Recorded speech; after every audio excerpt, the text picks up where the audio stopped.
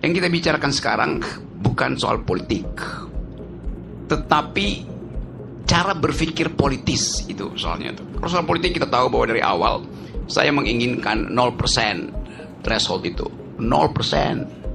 Pada Anies saya pernah bilang tuh, ngapain lu minta gue dukung lu dukung dulu 0% itu. Ini terjadi karena berebut 20%. Debat itu terjadi karena berebut celah yang kecil itu 20%. Maka terjadi persekongkolan, kebusukan bahkan itu. Saya pernah kritik, apa mungkin PKS koalisi dengan PDIP? Jelas ijtihadnya berbeda tuh. Kalau di pilkada ada nih sekarang nih, ada beberapa juga. Iya. Sebelum-sebelumnya ada juga. Betul, deskripsinya ada, tapi normativity-nya mestinya nggak ada itu, kan kacau itu. Ya, sekarang itu soal normativity itu. Saya bukan politisi, saya dosen dan pendaki gunung. Saya terlibat dalam politik karena saya pikir politik itu mesti diasuh dengan force of better argument, force of the better argument. Siapa punya argumen terbaik, dia boleh ajukan itu sebagai dalil tuh. Gak boleh ada sentimen di situ kan. Karena itu saya memilih untuk menghina Presiden Jokowi, bukan Jokowi sebagai persona. Yang saya hina jabatan dia tuh, yang saya kritik jabatan dia. Rocky Gerung menghina presiden. Loh, presiden bukan orang, presiden itu fungsi jabatan. Presiden ada martabat, presiden tidak punya martabat. Presiden itu disebut bermartabat ketika dia menjalankan fungsi sebagai raja. Karena tubuh publiknya menyatu dengan tubuh privat. Martabat itu hanya ada pada orang berikan, itu disebut human dignity. Dignitasnya pada manusia. Itu satu frasa, human dignity. Saya menghargai manusianya, bukan jabatannya. Itu yang mesti jelas di kita tuh. Karena itu saya heran, kenapa kalau saya memaki-maki presiden, saya diomelin. Kenapa orang yang memuji-muji presiden tidak diomelin? Kan dua-duanya deskripsi. Memuji dan memaki itu dua-duanya kualitas yang sama derajatnya. Pujian jadi pujian karena ada yang memaki. Makian jadi makian karena ada yang memuji itu. Bifurkasi itu yang mau saya terangkan. Saya terangkan sebagai dosen ya. Poin itu tuh. Jadi kalau saya kasih kritik betul-betul metodologis. Apakah saya benci pada Presiden Jokowi? Enggak. Kaesang menikah, saya diundang oleh keluarga Jokowi. Di mana? Anies telepon dari Jogja. Rok, lu di mana, Rok? Kenapa? Gue ini udah 3 jam nggak bisa ketemuin Jokowi tuh. Karena mesti ngantri. Gue bilang gue diundang malam hari ya. Bisa langsung masuk tuh. Nggak ada problem. Gibran datang ke rumah saya. Om Rocky, saya mau belajar. Duduk di situ lu. Gue kalau mau belajar tuh. Kasih saya kritik Om Rocky. Dengar, saya kritik. Siapa yang saya kritik? Bobi Nasution saya kritik. Sebagai apa Om? Sebagai gubernur. Anda belum saya kritik karena belum jadi wali kota. Belum jadi wakil presiden. Pada waktu itu dia adalah wali kota. Saya kritik yuk. Dia ngaku bahwa setiap Sabtu berbagai macam menteri datang ke dia kasih duit supaya solusi lah. Yuk koruptor tuh. Saya kasih kritik. Dia gak marah. Karena saya terangkan saya kritik kamu karena saya tanya. Yuk datang sebagai apa? Sebagai wali kota. Ya mendua Om. Saya juga datang karena saya bosan ikut kuliah-kuliah di sekolah PDIP. Dia bilang begitu. Tadi sebelum gue mau terangin semua. Setiap minggu menteri datang maksudnya apa itu? Ya udah, yuk nggak usah tanya itu. Jadi saya mau terangkan itu dalam posisi saya sebagai kritikus. Saya mau menjadi kritikus. Orang-orang yang jadi pejabat nggak mau, saya mau jadi kritikus saja. Kenapa saya mau jadi kritikus itu? Jadi saya mau jujur katakan itu. Jadi tidak semua yang kotor itu tidak berguna. Saya kasih ilustrasi. Suatu waktu saya naik ke Himalaya, Gunung Himalaya. Di ketinggian kira-kira 5.000 meter, 5.500. Saya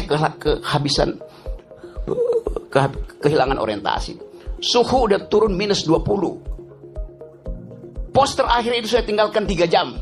Gak dapat lagi tea house untuk nginep tuh. Bayangin minus 20, angin 90. Kalau buka handskun itu, apa namanya, kaos tangan itu ceret, kayak jarum masuknya di situ. Luka itu oleh butir es itu.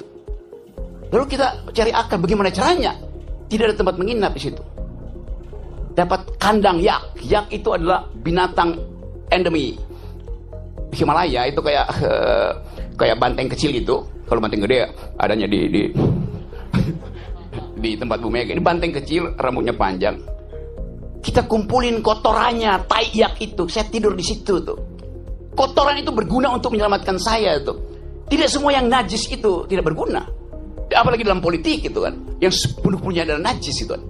Jadi saya mau terangkan itu dalam upaya untuk membekali negeri ini dengan pengetahuan. Rocky Gerung nggak berguna buat bangsa.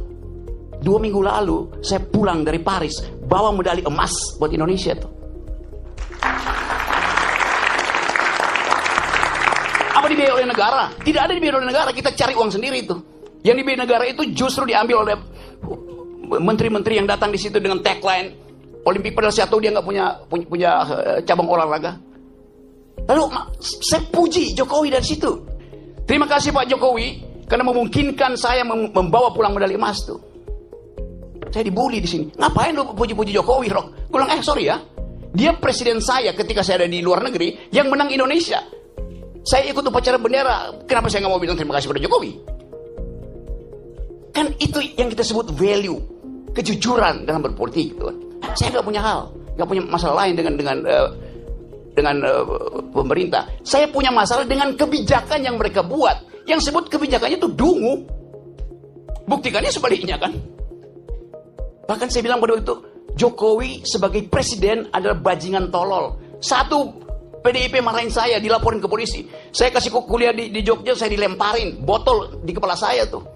Saya bilang, kenapa kalian marah?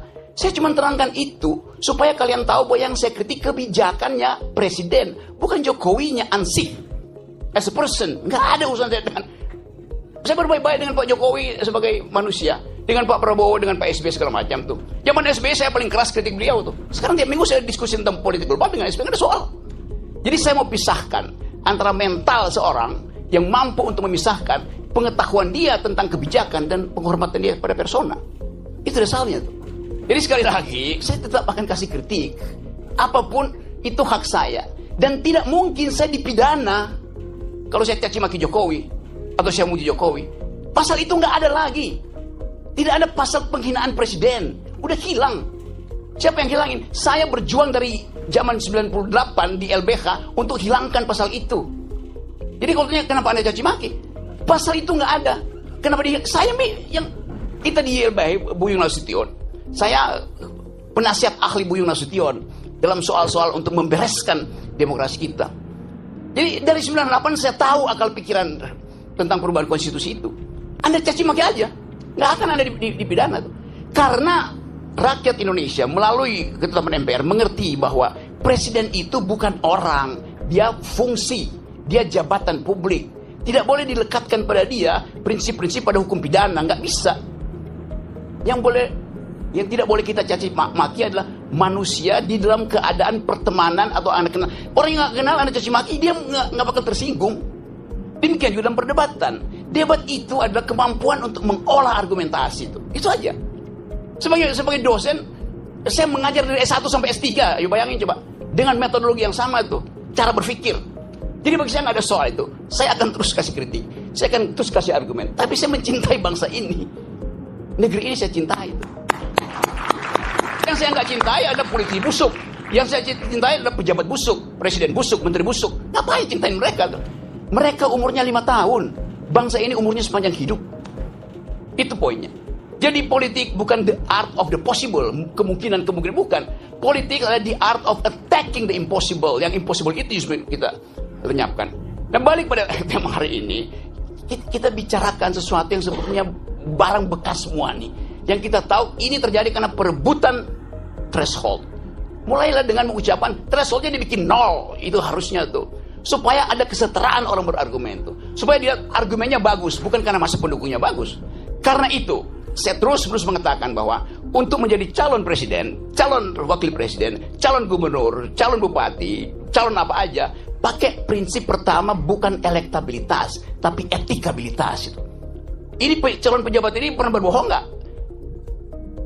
Pernah nyolong nggak? Kalau dia lolos etikabilitas, saya uji yang kedua, intelektualitas. Karena dia mesti berdebat dengan pemimpin dunia. Itu pentingnya latihan perdebatan. Dasar perdebatan adalah konstruksi berpikir. Dasar perdebatan adalah kemampuan untuk mengolah pikiran. Bukan sekedar untuk retorika, tapi dengan logika. Ya. Jadi kalau seseorang pemimpin, pilkada misalnya, dia lolos etikabilitas, oke, bagus, moralnya bagus. Tunggu dulu, belum selesai. Apakah dia mampu untuk mengunyah konsep, ilmu pengetahuan, sejarah, etc. Jadi loloskan dia secara etikabilitas, loloskan dia secara intelektualitas, baru dia kita izinkan diuji elektabilitasnya. Begitu logikanya tuh. Bukan elektabilitasnya diuji duluan. Elektabilitasnya bisa disogok ke lembaga-lembaga survei kok. Nah, saya ingin didik bangsa ini sebagai seorang yang memilih profesi dosen, guru, supaya jujur dalam berargumentasi. Assalamualaikum warahmatullahi wabarakatuh. Waalaikumsalam warahmatullahi wabarakatuh.